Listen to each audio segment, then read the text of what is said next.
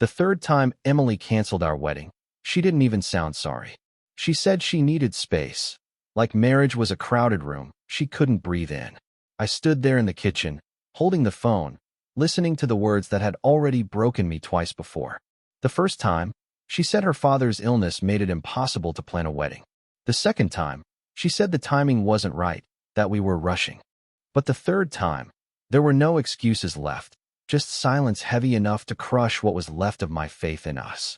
My name is Daniel Hart, 41 years old, financial analyst, the kind of man who builds his life one careful brick at a time.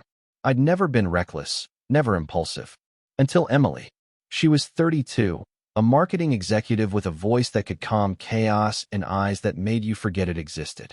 We met at a charity gala, and within a month, I'd fallen harder than I thought possible at my age. She was everything my life had been missing: spontaneous, vibrant, unpredictable. I mistook chaos for passion. When she postponed the first wedding, I convinced myself it was stress. When she canceled the second, I told myself she just needed time. But when she called off the third, I felt something shift inside me. A quiet click, like a lock being turned. I didn't argue. I didn't beg. I just said, understood, and hung up. That night, I sat at my dining table surrounded by what should have been our life: venue brochures, honeymoon itineraries, color swatches. Every piece of it now looked like evidence from a crime scene. I poured a drink and opened the drawer where I kept the ring. A 2-carat diamond she'd picked out herself. It still caught the light the way it did the day I bought it, mocking me with its perfection. Something in me decided to stop waiting for answers and start finding them. Emily said she needed space. But space from what? From me? Or from the truth? The next morning, I went quiet. No messages, no calls. I just started watching. Carefully, methodically, the way I handle everything else in my life. And 3 days later, I saw her. Not alone, not broken, but smiling across a cafe table at a man wearing a wedding ring. That was the moment I knew. This wasn't hesitation. It was betrayal. And she had no idea what kind of man she'd just created. I sat in my car across the street from that cafe for almost an hour, watching them. Emily was wearing the same blue dress she'd worn to our engagement dinner. Her hair was pulled back the way she did when she wanted to look effortless. The man across from her was older, mid-40s maybe, with that confident stillness that comes from knowing you're in control of something, or someone. He wasn't touching her, not yet, but the way she leaned in when he spoke told me everything I needed to know. When she finally stood up to leave, she hugged him. Not a friendly hug, not a polite one. The kind of hug that lingers too long to be innocent. My hands clenched around the steering wheel, but I didn't move.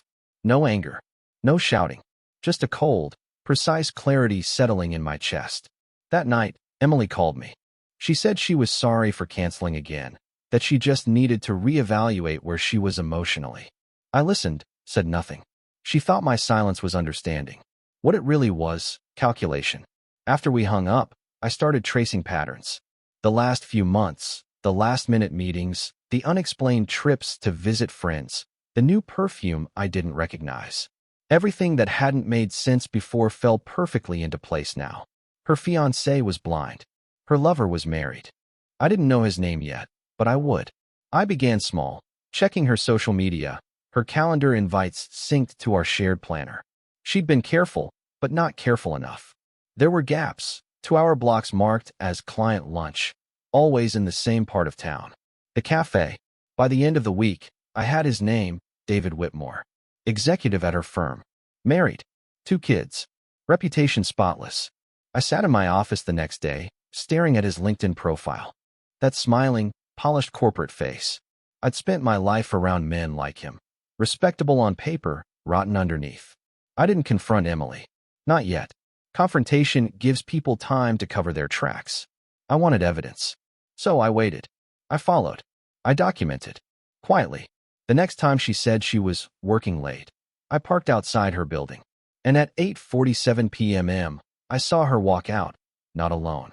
David's hand brushed her back as he opened the car door for her. I took a photo. Then another. Each click of the shutter was the sound of a man rebuilding his spine. I didn't know it yet, but by the time I was finished, neither of them would ever forget me. When I got home that night, I transferred every photo from my camera to a secure folder on my laptop. I renamed it Proof. Each image had a timestamp, location data, the kind of details that spoke louder than words. I looked at them one by one. The way he leaned toward her, the way she smiled like she'd never known me. It wasn't heartbreak anymore. It was data, evidence, structure. I spent the next week collecting more. I learned their rhythm, the nights they met, the hotels they chose, the lies she told to make it all work. Every pattern was predictable, every deception carefully maintained. Emily thought she was careful, but she'd forgotten who I was. A man trained to notice numbers that didn't add up, systems that failed to hide their errors. And she was one giant, beautiful error. By Friday, I had enough. Not just photos, but receipts, call logs, even emails she'd sent from her work account. She wasn't just reckless, she was arrogant. She thought love made people blind. It doesn't. It makes them patient. That evening, she came over, pretending nothing was wrong. She brought takeout, poured wine, smiled like everything was fine. She said she wanted to start fresh. I watched her pour my glass, her hand steady, her laugh practiced. I said I was happy she wanted that. I said I wanted the same thing. She believed me. The next morning, while she slept beside me, I packed her things quietly, folded clothes, framed photos, every trace of her from my house. I placed the ring box on top of her suitcase. Then I left before she woke up. At 9:03 a.m. She called. Then again. By the fifth call, she was crying. I didn't answer. I was already driving to David Whitmore's neighborhood. I parked 2 houses down, watching as he kissed his wife goodbye before heading to work. His life looked perfect, the kind of perfection built on lies. I sent him an email that morning. No threats, no anger, just an attachment labeled "For your eyes only." Inside were 6 photos. Dates, times, locations. His wife's name was in the subject line. Then I waited. By that evening, the world Emily built began to crumble, quietly, efficiently, and completely. And I hadn't even spoken a word. The fallout began faster than I expected. By Monday morning, David Whitmore's perfect suburban life had started to crack. His wife, Claire, received my email before he did. I knew because I timed it that way. She opened it at 6:42 a.m., right after he left for the office. The silence after that must have been deafening. By 9 a.m., Emily's phone started ringing nonstop. She didn't answer mine for 2 days after the suitcase incident, but now she was calling every hour. I ignored them all. I already knew why she was calling.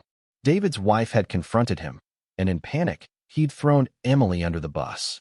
The golden affair had collapsed under its own weight. That afternoon, I went to work like nothing had happened. Meetings, spreadsheets, numbers.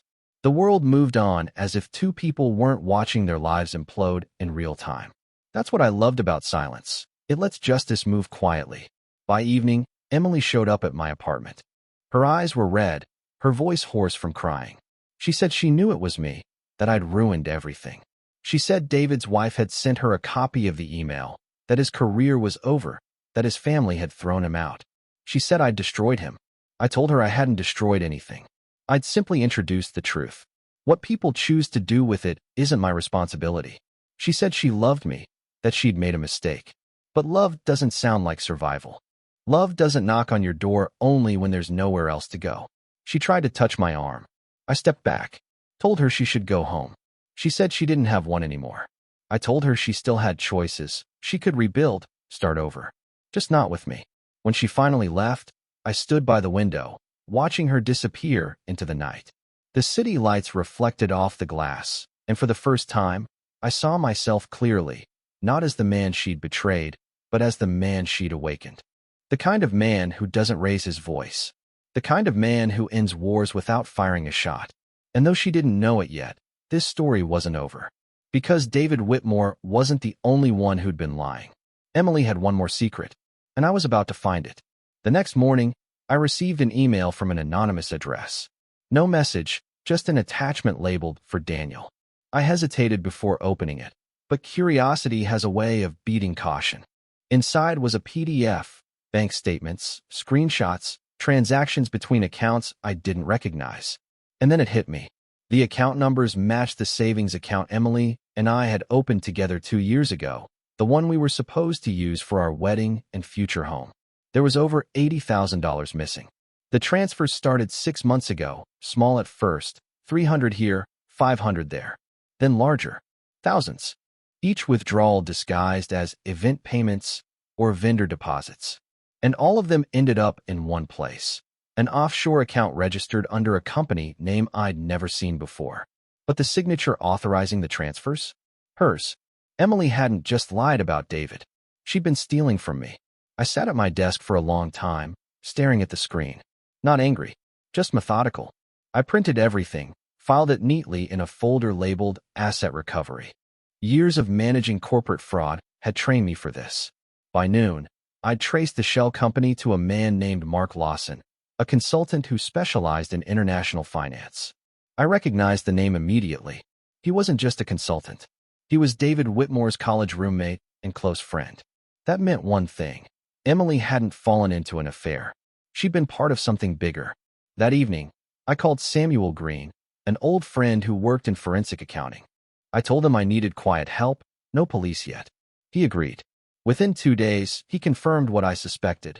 Emily and David had set up a siphoning scheme through her firm, using fake vendors to channel company funds offshore. My money had simply been collateral damage, practice, before they scaled it up. But the moment I exposed their relationship, everything unraveled. Their system, their trust, their silence. Now I understood why she'd come to my apartment. Not because she missed me, because she was desperate. She knew what was coming. I didn't confront her. I didn't need to. I simply gathered everything, documents, statements, digital trails, and sent one email to her company's internal audit division. Anonymous. By morning, her name would be everywhere. And when the world turned on her, I'd be exactly where I'd been the entire time. Quiet, invisible, and in control. The next 72 hours unfolded like clockwork. I didn't have to lift another finger. The system did the work for me. The email I'd sent to her company triggered an internal audit. By the second morning, Emily's name was circulating through hushed office conversations, and by evening, corporate security had seized her laptop. I found out through a mutual contact, someone who owed me a favor. They said Emily was suspended pending investigation. David, who had already been dismissed quietly after his affair became public, was now being audited as well. The company was keeping everything contained, but inside, the damage was spreading. I didn't celebrate. I didn't smile. I just sat at my desk, the same way I did when running financial analyses, watching the equation balance itself. She'd taken $80,000 from me, but the price she'd pay for her ambition was far greater. 2 nights later, she showed up again. No anger this time. No theatrics. Just exhaustion. She looked smaller somehow, like her confidence had been stripped away layer by layer. She said her accounts were frozen, her phone confiscated, her name blacklisted in the industry. She said she didn't know how I'd done it, but she knew it was me. I didn't confirm or deny. I just listened. She said she'd lost everything. Her job, her reputation, her future. She said I'd taken revenge. I told her revenge implies emotion. What I'd done was correction. She said I was cruel. I told her cruelty was lying to someone for years and calling it love. When she left, I thought that would be the end of it. But the next morning, I got a call from Samuel. He said something unexpected had come up. During his audit of the offshore account, he found a third name linked to the transactions. A name I didn't recognize at first. Rachel Whitmore, David's wife. It didn't make sense until it did. The entire scheme wasn't Emily's or David's alone. Rachel had known. She'd helped structure it. And when I exposed the affair, she turned on them both to save herself. The email with the bank records? She'd sent it. Emily hadn't been the mastermind. She'd been the bait. And for the first time in weeks, I felt something unexpected. Pity. Because the woman who destroyed me was now being devoured by the same machine she helped build. When Samuel told me Rachel Whitmore had been part of the scheme, I didn't believe him at first. But the documentation was clear. Her name appeared on the corporate filings for the offshore company, quietly buried in the metadata. She'd been the one who set up the accounts, probably assuming her husband would never look too closely. The entire operation had been a triangle of deceit: Rachel, David, and Emily. Each one playing the other until greed and betrayal ripped it all apart. I sat in my office long after Samuel's call ended, the city lights flickering across the window. Everything had shifted. I'd spent months believing Emily was the architect of my downfall, the manipulator who'd hollowed out my trust. But she'd only been a pawn in a much larger game. I wasn't angry anymore. I was something worse, curious. That night, I drove to Rachel's address. Suburban perfection. The kind of neighborhood where lawns are cut with military precision and secrets are buried under hydrangeas. I didn't plan to confront her. I just wanted to see her face. The woman who'd orchestrated the destruction of 3 lives without lifting her voice. She was outside when I arrived, watering her garden like nothing in her world had changed. Calm, composed, every inch the respectable wife. I watched from the car as she looked over her shoulder once, straight in my direction. And for a brief second, I could swear she knew exactly who I was. I left without saying a word. The next morning, the news broke. Whitmore Industries CFO under investigation for financial misconduct. David's wife, Rachel, had turned over evidence to the authorities. Evidence that placed the entire scheme on her husband and Emily. She'd positioned herself as a whistleblower, the victim who'd uncovered the fraud. It was brilliant, cold, surgical. She'd erased her own guilt by exposing theirs first. Emily called me again that afternoon. Her voice was hollow. She said she was being subpoenaed, that David had disappeared, that Rachel was everywhere, on TV, in the papers, playing the part of the wronged wife. She said she couldn't fight it. I told her she didn't have to. I told her to disappear too, to vanish before the storm finished her off. But she didn't listen, because guilt has gravity, and once it starts pulling you down, there's no way out except through the truth. And I had one more piece of it left to deliver. I spent the next few days studying Rachel's every move. The news outlets painted her as a hero, the woman who exposed a multi-million-dollar embezzlement scheme run by her husband and his mistress. Photos of her leaving the courthouse filled the internet. Calm, confident, eyes lowered just enough to look modest. I'd seen that look before. It was the same expression Emily wore every time she lied to me. But Rachel had made one mistake. She'd sent me those bank records anonymously. Maybe she thought I'd used them to destroy Emily and David, which I did. But digital footprints never vanish completely. Samuel traced the email's origin to an IP address registered to Rachel's home office. She'd built her safety net and then used me to spring the trap. The realization didn't make me angry. It fascinated me. The layers of deceit. The precision of her timing. She was the kind of strategist who could weaponize sympathy and get away with it. Until someone smarter stepped into her game. I went quiet again, observing, documenting, collecting. Rachel's public story was airtight, but the private trail told another version. Wire transfers, hidden communications, discrepancies in her own testimony. She'd skimmed money long before David or Emily ever joined the scheme. She wasn't just a whistleblower. She was the architect. By Thursday night, I had everything I needed. I assembled a dossier the same way I used to build corporate risk profiles. Organized, factual, unemotional. I sent it to a journalist I trusted, a man who didn't chase headlines, only truth. The email subject line was simple, the real mastermind. I didn't hear anything for 2 days. Then, Saturday morning, the headline hit every major outlet. Insider sources reveal Rachel Whitmore's role in financial fraud. The story included screenshots, timestamps, evidence she couldn't deny. The media turned on her instantly. Sponsors pulled out. Her lawyer withdrew. By sunset, the hero had become the villain. That night, I received one final message. No name, no greeting. Just a single line. You don't know what you've done. I stared at it for a while before replying. Actually, I do. The silence that followed felt heavier than revenge. It felt like closure. But I was wrong to think it was over. Because the next morning, someone else's name appeared in the headlines. Mine. Sunday morning started with the sound of my phone vibrating across the kitchen counter. When I picked it up, I saw my name splashed across half a dozen news alerts. Anonymous whistleblower identified. Financial analyst linked to ongoing corporate scandal. My photo, lifted from an old company press release, sat under a headline that turned my stomach cold. Rachel had struck back. She'd leaked my name as the source of the exposé, painting me as a disgruntled ex-fiancé seeking revenge on Emily and her business partners. The story made me look unstable, obsessive, vindictive. She'd even supplied doctored screenshots of messages between Emily and me, edited to make it appear I'd blackmailed her. It was brilliant, ruthless, and it worked. By noon, my phone was exploding, clients calling to reassess our working relationship, my firm requesting a meeting to clarify recent events. Years of reputation reduced to suspicion in a single day. I sat in my office and watched the digital storm grow. Each headline, each rumor, each poisoned whisper. I'd spent my life mastering systems, understanding how information flows and how to control it. But this wasn't data. It was chaos, and Rachel had weaponized it with precision. Samuel called that afternoon. He said the journalist I'd sent evidence to was being questioned about his source. He said Rachel had powerful attorneys, people who specialized in burying inconvenient truths. He asked what my plan was. I told him the same thing I told myself. Let her think she's won. That night, I went dark, deleted my social accounts, pulled my files offline, moved everything to encrypted drives. Then I waited, because the one thing Rachel didn't understand about me was patience. By the third day, the company she'd tried to protect began to fracture under the pressure. Investors demanded transparency.